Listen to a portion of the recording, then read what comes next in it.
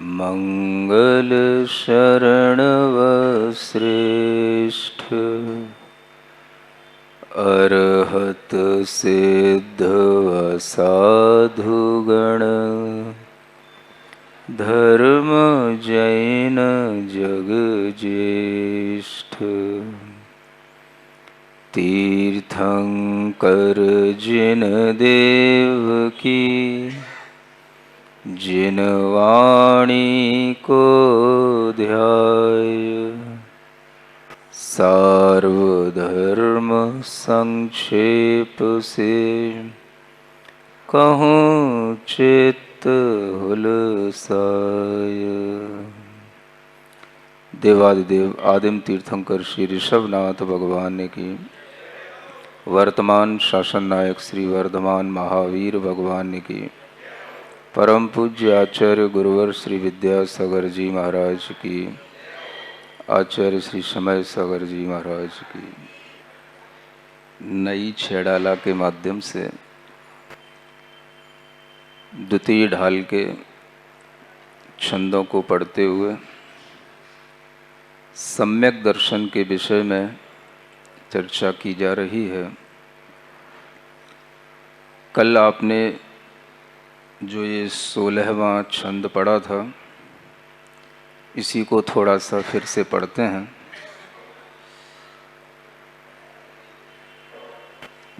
सो समकित भी व्यवहार जान, कारण है निश्चय कार्यमान। मुनि पांडव पारसनाथ स्वामी, सम्यक दृष्टि निश्चयी नामी। यह सम्यक दर्शन के विषय में बताया जा रहा है और सम्यक दर्शन के दो भेद बहुचर्चित हैं, उनको भी आपको धीरे धीरे समझाया जा रहा है। सो समकित भी व्यवहार जान, वह सम्यक व्यवहार जानो जिसका वर्णन ऊपर कर चुके हैं। जो देवशास्त्र गुरु की श्रद्धा के साथ चलता है, और कल जैसा आपको बताया था कि ये श्रद्धा यहाँ से जब शुरू होती है तो कितने ही विस्तार को प्राप्त होती जाए, यह सब सो समकित भी व्यवहार जान, ये सब व्यवहार सम्यक दर्शन है। जब व्यवहार होता है तो व्यवहार से उल्टा निश्चय भी होता है। कारण निश्चय को कार्य जान, व्यवहार कारण है और निश्चय उसका कार्य है। यह व्यवहार सम्यक दर्शन के साथ में चलते चलते निश्चय सम्यक्त्व की प्राप्ति करने के लिए आचार्यों ने व्यवहार सम्यक्त्व का लक्षण बताया, निश्चय सम्यक्त्व का भी अलग अलग लक्षण बताया। ये भी बताया कि जिसे आप व्यवहार सम्यक्त्व कहते हैं वही सराग सम्यक्त्व ये दूसरा नाम भी पाता है, और जिसे आप निश्चय सम्यक्त्व कहते हैं वही वीतराग सम्यक्त्व ये दूसरा नाम भी पाता है। सराग सम्यक्त्व का मतलब आपको कल भी कहा था, जिसमें राग सहित श्रद्धा की प्रणाली चले, वो सराग सम्यक्त्व है। जब राग के साथ में श्रद्धा की प्रणाली चलती है तो वही प्रणाली व्यवहार का नाम भी पाती है, उसी को व्यवहार सम्यक दर्शन कहते हैं। क्योंकि इसमें श्रद्धा की प्रणाली चल रही है, और वह श्रद्धा आपकी किस पर, तो 3 तत्वों से लेकर के 7 तत्वों से होता हुआ वह 16 तक का वर्णन कल जो आपसे किया था, उनमें से किसी भी चीजों पर श्रद्धा करने से आपके अंदर सराग सम्यक्त्व आएगा। आचार्य कहते हैं शुद्ध जीवादि तत्व श्रद्धान लक्षणम सराग सम्यक्त्व। सराग सम्यक्त्व क्या है? तो जीव को आदि रख करके तत्व पर श्रद्धान जो आप कर रहे हैं वह सब सराग सम्यक दर्शन कहलाता है। प्रारंभ में किसको रखना? जीव को। शुद्ध जीव को भी सामने रख सकते हैं। जीव कहते हुए शुद्ध जीव भी आपके समक्ष आता है, अशुद्ध जीव भी आपके समक्ष आता है। अशुद्ध जीव पर तो श्रद्धा बनी ही रहती है, लेकिन शुद्ध जीव पर श्रद्धा कम बनती है, उसको भी बनाना। इसलिए कहा कि जीव को शुद्ध भी मानना। जीव शुद्ध होता है, यह शुद्ध जीव के ऊपर भी श्रद्धान करते हुए अन्य जो भी अजीव, आश्रव, संवर, बंध, निर्जरा आदि तत्व हैं, इन सब पर श्रद्धान करने का लक्षण भी सराग सम्यक दर्शन कहलाता है। ये आचार्यों की परिभाषाएं हैं। बृहद द्रव्य संग्रह की टीकाएं हैं, समयसार की टीकाएं हैं, परमात्म प्रकाश की टीकाएं। उन टीकाओं में ये परिभाषाएं स्पष्ट रूप से लिखी हुई हैं। तो जब सराग सम्यक्त्व की बात आती है तो आचार्य कहते हैं जीव आदि, शुद्ध जीव आदि तत्वों पर श्रद्धान करना, यानी जब तक आपके लिए श्रद्धा की परिणति चलेगी, श्रद्धा की प्रणाली चलेगी, तब तक आपके लिए यह सराग सम्यक दर्शन है। आपको श्रद्धान करना है। शुद्ध जीव का भी श्रद्धान करो, कर्म बंध से सहित अशुद्ध जीव का भी श्रद्धान करो। क्योंकि अगर एक पर श्रद्धान करोगे तो बात बनेगी ही नहीं। मान लो हम ये मान लें कि जीव शुद्ध ही होता है, तो फिर बात आगे बढ़ेगी कैसे? अगर हमने केवल जीव के शुद्ध की ओर ही श्रद्धान कर लिया कि जीव शुद्ध होता है, तो शुद्ध जीव के लिए फिर अब श्रद्धान करके अब हम क्या प्राप्त करेंगे? सब जीव शुद्ध ही होते हैं,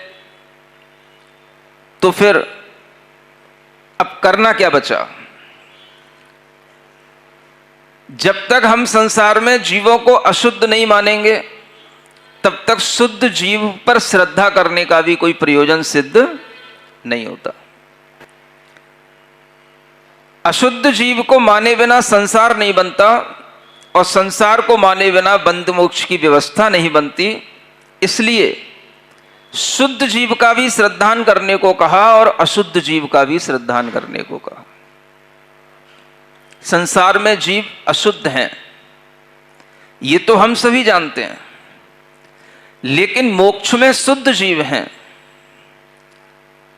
उन शुद्ध जीवों पर भी श्रद्धान करना, वो भी अपना शुद्ध जीव तत्व है, चाहे वो अरिहंत के रूप में हो, चाहे सिद्ध के रूप में हो, चाहे वह अनंत सिद्ध के रूप में हमारे सामने हो। उन शुद्ध जीव का श्रद्धान करना भी सराग सम्यक दर्शन कहता है। जब आप ये श्रद्धान करते हैं, अनंत सिद्ध आत्माएं हैं, अनंत शुद्ध आत्माएं हैं, तो ये श्रद्धान भी आपके राग से होगा। इसलिए इसका नाम आचार्यों ने सराग सम्यक दर्शन कहा। राग में आपके लिए श्रद्धा रखनी पड़ेगी, आस्था रखनी पड़ेगी। यानी आस्था, श्रद्धा भी राग से उत्पन्न होती है, और जो राग के बिना होगी उसकी बात थोड़ी देर से भी करेंगे। पहले यह समझें कि राग के साथ भी श्रद्धा होती है। अगर आपके अंदर राग के साथ श्रद्धा नहीं होगी तो वह श्रद्धा सम्यक नहीं कहलाएगी, वह श्रद्धा सम्यक दर्शन के रूप में नहीं होगी। उस श्रद्धा में आपके अंदर कोई भक्ति का भाव नहीं होगा। क्योंकि भक्ति उसी को कहते हैं गुणेषु अनुराग है भक्ति। गुणों में अनुराग होगा, राग होगा तो ही आपके अंदर भक्ति आएगी। तीर्थंकरों के प्रति राग होगा तो ही आपको उनके गुणों में अनुराग होगा, तभी आपको उनके प्रति भक्ति का भाव उत्पन्न होगा। इसलिए श्रद्धा भी अपने आप में बड़ी चीज है जो राग के साथ हो रही है। अगर आपको तीर्थंकरों से श्रद्धा हो गई, अगर आपको अरिहंत सिद्धों से श्रद्धा हो गई, तो आपको यह शुद्ध जीव पदार्थों से श्रद्धा हो गई। इनको सामने रख करके अन्य और भी जितने भी तत्व हैं उन सब तत्वों पर श्रद्धा करो। ये सब सराग सम्यक दर्शन का लक्षण है। क्योंकि हमने अभी तक अन्य तत्वों पर ध्यान तो दिया, संसार में रहने वाले अशुद्ध जीवों को समझा तो, लेकिन हमने शुद्ध जीव द्रव्य पर कभी श्रद्धा नहीं की। तो उस पर भी श्रद्धा करने का मतलब है सिद्ध आत्माएं, शुद्ध आत्माएं हैं। अरिहंत परमेष्ठी की आत्मा भी शुद्ध आत्मा है। आत्मा संसार में रहते हुए भी अशुद्ध से शुद्ध बन जाती है। इस तरह का जो श्रद्धान की परिणति हमारे अंतरंग में उत्पन्न होती है, यह श्रद्धा ही हमारे सराग सम्यक दर्शन का बीज है। तो आचार्य कहते हैं तत्वों पर श्रद्धा करो, जीव तत्व को प्रमुख रखो और शुद्ध जीव को भी श्रद्धा का विषय बनाओ। अगर आपके अंदर शुद्ध जीव के प्रति श्रद्धा होगी तब वह भक्ति आदि रूप परिणाम आपका शुभोपयोग के साथ होगा और वही परिणाम आपके लिए सराग सम्यक दर्शन का परिणाम कहलाएगा। सुन रहे हो ना? आपकी दशा तो श्रद्धा की तो बनती है लेकिन भक्ति की नहीं बनती। दुनिया में अनेक लोग भक्ति करते हैं। अब देखो, समझना इस अंतर को। एक श्रद्धा से भक्ति करना, एक श्रद्धा के बिना भक्ति करना और एक भक्ति से श्रद्धा होना। सुन रहे हो ना? तीन चीजें बता रहा हूं आपको, नोट किया? एक श्रद्धा से भक्ति करना, एक बिना श्रद्धा के भक्ति करना और एक भक्ति से श्रद्धा उत्पन्न होना। तीन चीजें। अगर आपने श्रद्धा के साथ भक्ति की तो इसका मतलब है कि आपने सम्यक दर्शन के साथ भक्ति का परिणाम किया। सराग सम्यक्त के लक्षण में आपके अंदर जब श्रद्धा के साथ भक्ति करना आएगा तो इसका मतलब है आप तीर्थंकरों को जानते भी हैं, मानते भी हैं और उनकी भक्ति करने के लिए आपके अंदर एक अनुराग भी उत्पन्न होता है। तो सिद्धों को जानकर सिद्धों की भक्ति करना, अरिहंतों को जानकर अरिहंतों की भक्ति करना, 24 तीर्थंकरों को जानकर 24 तीर्थंकरों की भक्ति करना, ये श्रद्धा से जानकर मानकर भक्ति करना, ये श्रद्धा से भक्ति करना कहलाता है। ये सम्यक दर्शन के साथ होने वाली भक्ति का परिणाम है जो सर्वोत्कृष्ट भक्ति कहलाती है। दूसरे नंबर पर श्रद्धा के बिना भक्ति होना। श्रद्धा तो नहीं है, हमने जाना तो है ही नहीं, माना भी नहीं, और कभी कभी जान तो लिया लेकिन माना नहीं। तो श्रद्धा किसका नाम है? मानने का नाम है, जानने का नाम नहीं है। जानने का नाम तो ज्ञान है। तो हमने जानना तो लेकिन माना नहीं। जानने के बाद में मान लेना और फिर मान करके अगर हमने वह भक्ति की तो वो श्रद्धा के साथ भक्ति हुई, और अगर हमने केवल जाना और माना नहीं और भक्ति की तो वो श्रद्धा के बिना भक्ति हुई। तो दुनिया में आपको ऐसे भी बहुत से लोग मिलेंगे जो अरिहंत सिद्ध जानते हैं।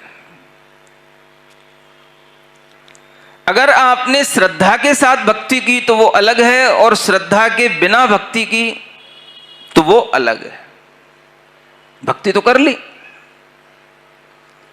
एक वह भक्ति भी होती है कि जो भक्ति करते करते श्रद्धा उत्पन्न करा देती है। सुन रहे हो?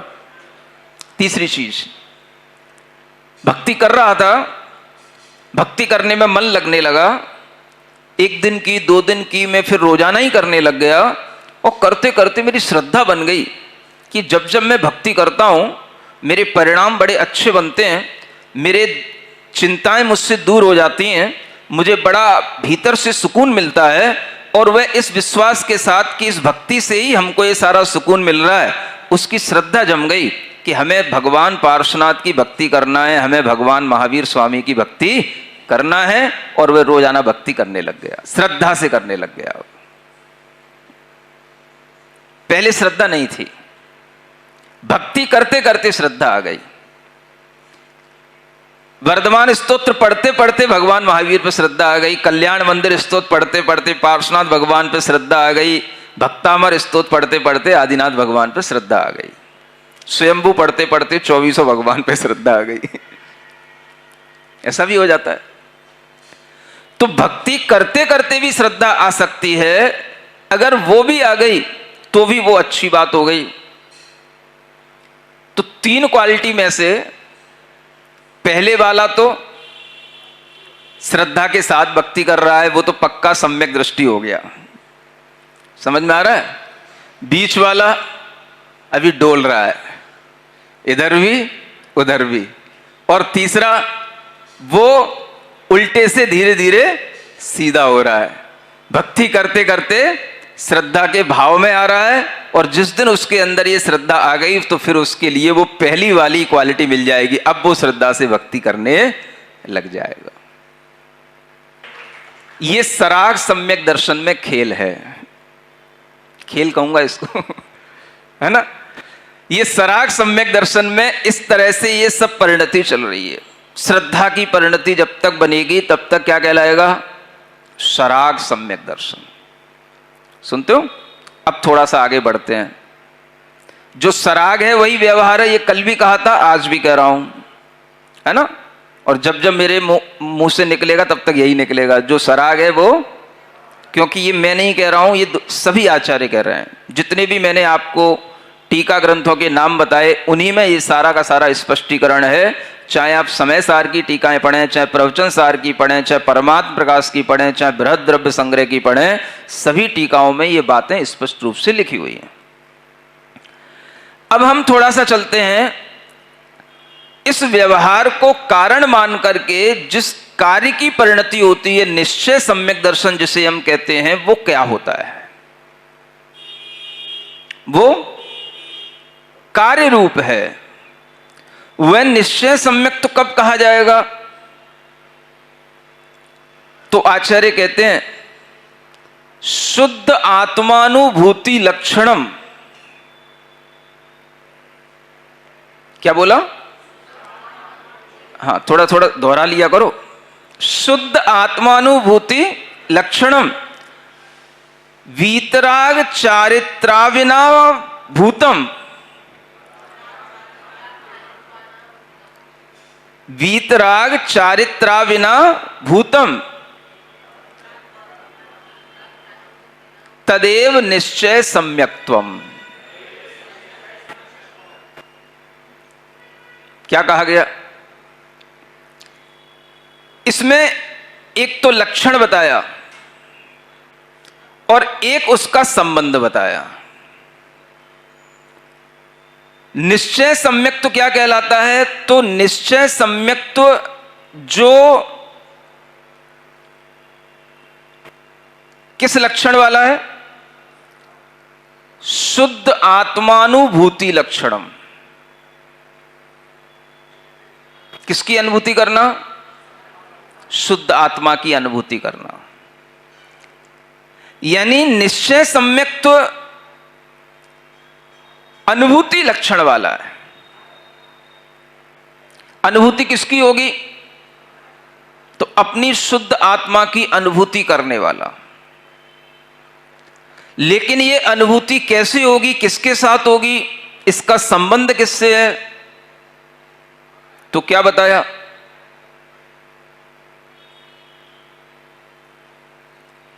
निश्चय चारित्र अविनाभूतम। किससे इसका अविनाभावी संबंध है? निश्चय चारित्र के साथ इसका अविनाभावी संबंध है। कौन सा चारित्र? निश्चय चारित्र।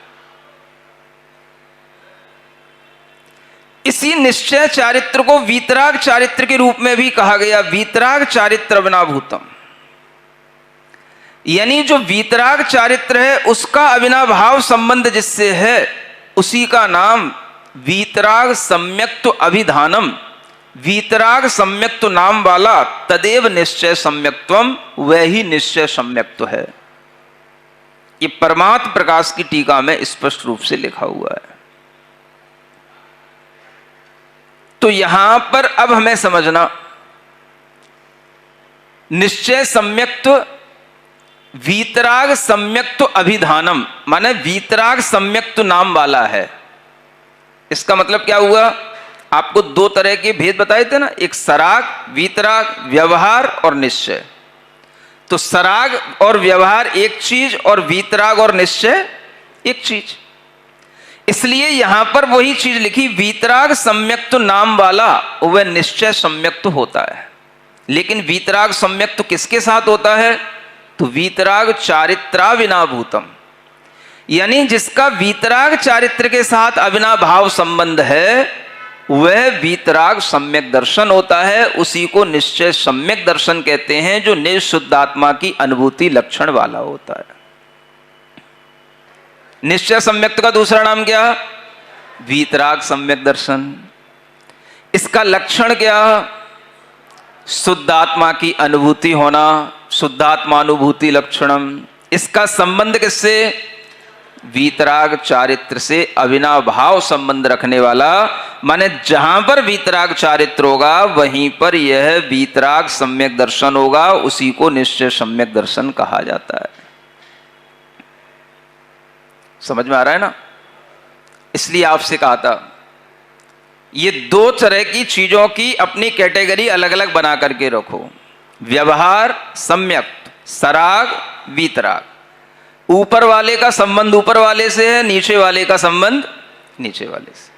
व्यवहार का संबंध सराग से है, निश्चय का संबंध वीतराग से है। कितना दिमाग में क्लियर रखो। अब आप सोचें कि यहां क्या कहा जा रहा है? वीतराग चारित्र के साथ जिसका अविनाभाव संबंध है। कौन सा चारित्र? वीतराग चारित्र। आपको कल कहा था ना, सम्यक दर्शन दो तरह का है, तो सम्यक ज्ञान भी दो तरह का है, उसी तरह से सम्यक चारित्र भी दो तरह का है। तो चारित्र भी दो तरह का होता है, सराग चारित्र और वीतराग चारित्र। उसमें भी इसी तरह से कारण कार्य का संबंध बनेगा, जैसे सम्यक दर्शन में कारण कार्य का संबंध बताया है। तो जब आपके पास में सराग चारित्र होगा तब आपके पास में वीतराग चारित्र होगा।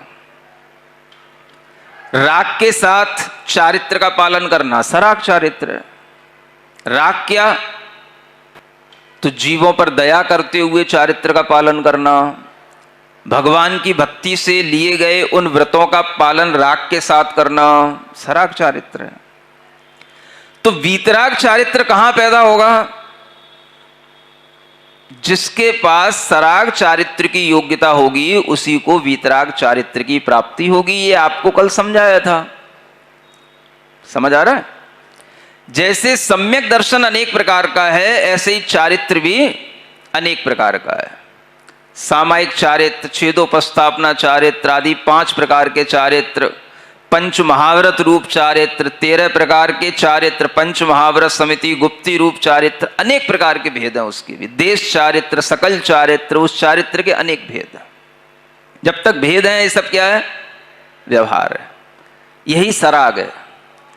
इस सराग की कक्षा में जब तक आप भाग नहीं लेंगे तब तक आपको वह वीतराग की कक्षा मिलेगी नहीं। सुन रहे हो? चाहे आप कितनी वीतराग विज्ञान की पाठशालाएं पढ़ लो। अब समझ में आ रहा है कि नहीं मैं क्या कह रहा हूं? मेरी बात दोहरा लिया करो थोड़ी सी तो आपके जहन तक पहुंच जाएगी। क्या बोला मैंने? सराग की कक्षा में जब तक भाग नहीं लोगे तब तक वीतराग की कक्षा। सुन रहे हो?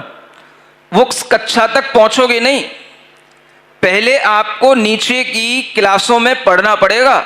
6वां 7वां 8वां सब क्लासें पढ़ने के बाद में आपको पोस्ट ग्रेजुएशन की क्लास मिलेगी, ग्रेजुएशन की क्लास मिलेगी। भले ही आप नीचे बैठ करके ऊपर की बातें कर लो। इसलिए आपसे कह रहा हूं, वीतराग विज्ञान की कक्षाओं में पढ़ने से आपको वीतराग सम्यक दर्शन नहीं हो जाएगा, लेकिन हो रहा है। तो इतना स्पष्टीकरण आचार्यों ने दिया, तो आपके लिए यह समझना कि वीतराग चारित्र कब आएगा? जब सराग चारित्र होगा। सुन रहे हो?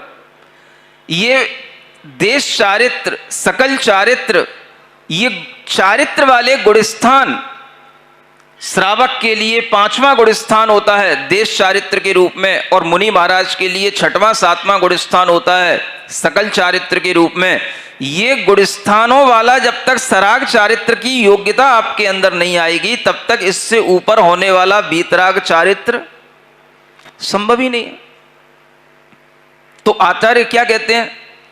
वीतराग चारित्र के साथ जिसका अविनाभाव संबंध है, उस वीतराग चारित्र की प्राप्ति, यानी कि 7वें गुणस्थान से ऊपर के गुणस्थानों में जब वह वीतराग चारित्र का भाव आता है, तब जाकर के वह उसके साथ होने वाला सम्यक दर्शन वीतराग सम्यक दर्शन, और उसी को निश्चय सम्यक दर्शन कहा गया है। समझ में आ रहा है आपको थोड़ा सा है? तो आपको कौन सी कक्षा में पढ़ना है ना? सराग की कक्षा में पढ़ना है ना?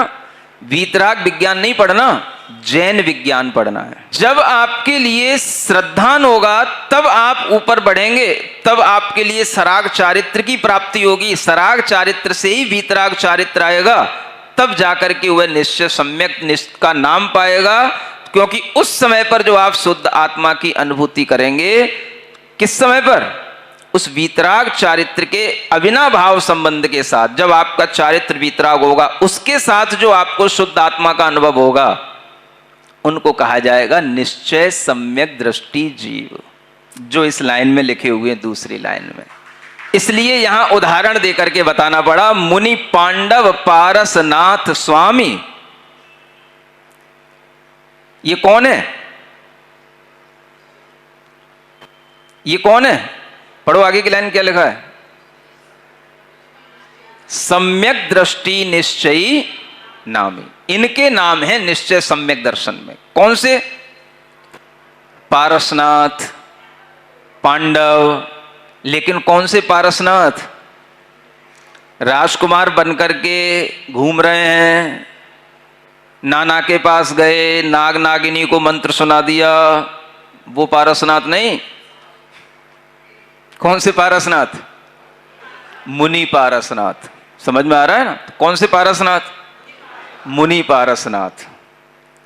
अब मुनि में भी तब नहीं जब वो पारणा करने के लिए राजा के घर पे गए, जब उनके ऊपर उपसर्ग होने लगा और वह आत्म ध्यान में लीन हुए और उन्होंने अपनी शुद्ध आत्मा की अनुभूति को नहीं छोड़ा, तो वह निश्चय सम्यक दृष्टि पारसनाथ भगवान कहलाए। समझ में आता है? इसको कहते हैं निश्चय सम्यक दृष्टि जीव। ये कब होंगे? जब वह शुद्ध आत्मा की अनुभूति कर रहे होंगे। इसलिए आचार्यों ने कहा शुद्ध आत्मानुभूति लक्षणम। इसकी पात्रता किसको? जिन्होंने पहले महाव्रत धारण कर लिए हैं उनको, जो ध्यान में उतर गए हैं उनको, जिनके गुणस्थान 7वें से ऊपर बढ़ सकते हैं उनको, और बढ़ गए हैं उनको। ऐसे ही पांडव। कौन से पांडव? जब वनवास के साथ घूम रहे हैं तब, जब जुआ खेल रहे हैं तब, जब द्रौपदी का चीर हड़र देख रहे हैं तब। कब? जब कौरवों से दुश्मनी रखे हैं तब। या जब सब कुछ छोड़ने के बाद में जंगल में बैठे थे और उनके ऊपर गरम गरम लोहे के हार और मुकुट बना करके उनके ऊपर चढ़ा दिए गए, देह जल गई लेकिन आत्मा कुंदन की तरह निखर गई, उनको कहते हैं निश्चय सम्यक दृष्टि पांडव मुनि महाराज। जब हमें लगता है उन्हें दर्द नहीं हुआ होगा, जब उनकी काया जल रही होगी तो उन्हें अनुभूति तो हो रही होगी, तब समझाना पड़ता है बेटा अनुभूति तो किसकी कर रहे थे हो? शुद्धात्मानुभूति लक्षणम वीतराग सम्यक्त्वाभिधानम निश्चय सम्यक्त्वम, इसकी अनुभूति कर रहे थे। ये निश्चय सम्यक तो ये वीतराग चारित्र के साथ जब शुद्धात्मा की अनुभूति वाला अपनी केवल एकत्व की दशा का अनुभव करने वाला भाव उत्पन्न होता है, तब उत्पन्न होता है। इसलिए इसमें एक होता है, एक रूप होता है। ये सुन रहे हो? ये एकत्व की अनुभूति कराने वाला होता है। और जब श्रद्धा होती है तो श्रद्धा में एकत्व की अनुभूति नहीं होती, उसमें अनेकत्व की श्रद्धा होती है। अनेक चीजों की श्रद्धा बनती है। अनुभूति एक की होगी, श्रद्धा अनेक की होगी। कहा जाएगा उस समय पर उन्हें अपनी शुद्ध आत्मा की रुचि उत्पन्न हुई, शुद्ध आत्म तत्व में श्रद्धान उत्पन्न हुआ, लेकिन वहां पर श्रद्धान गौण हो गया, अनुभूति प्रमुख हो गई। इसलिए आचार्यों ने वीतराग सम्यक दर्शन के लक्षण को किस रूप में व्याख्यायित किया? अपनी शुद्ध आत्मा की अनुभूति लक्षण वाला वह वीतराग सम्यक दर्शन होता है, उसी को निश्चय सम्यक दर्शन कहते हैं। लेकिन वो वीतराग चारित्र के बिना नहीं होता, और वीतराग चारित्र कभी सराग चारित्र के बिना नहीं होता। तो जब तक आपकी कक्षा ही नहीं है ग्रेजुएशन की, आप क्या पढ़ रहे हो और उस पढ़ाई से आप क्या सीख रहे हो? न्याय की दृष्टि से देखोगे तो जैसे धुएं का अग्नि के साथ संबंध होता है, ऐसा ही संबंध अविनाभावी संबंध होता है।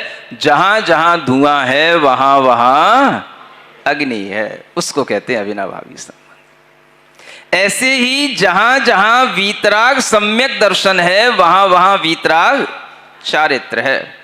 अथवा यूं भी कह सकते हो जहां जहां वीतराग चारित्र है वहां वहां वीतराग सम्यक दर्शन है, उसी को निश्चय सम्यक दर्शन कहते हैं। ऐसे सम्यक दर्शन के लिए ये उदाहरण यहां पर मुनि अवस्था में भी जब ध्यान में लीन होने वाले वह मुनि महाराज हैं, वह पारसनाथ हैं, पांडव हैं, अन्य अन्य अनेक भी ऐसे जो साधक हुए, जो अपनी आत्मा की अनुभूति ऐसे ध्यान अवस्था में किए कि वह अपने शरीर पर होने वाले अनेक विघ्नों की अनुभूति नहीं किए। शरीर जल रहा है, उस शरीर की अनुभूति में उनका क्लेश उनके मन में उत्पन्न नहीं हुआ, लेकिन उन्हें आनंद किसमें आया? अपनी आत्मा की अनुभूति में आनंद आया।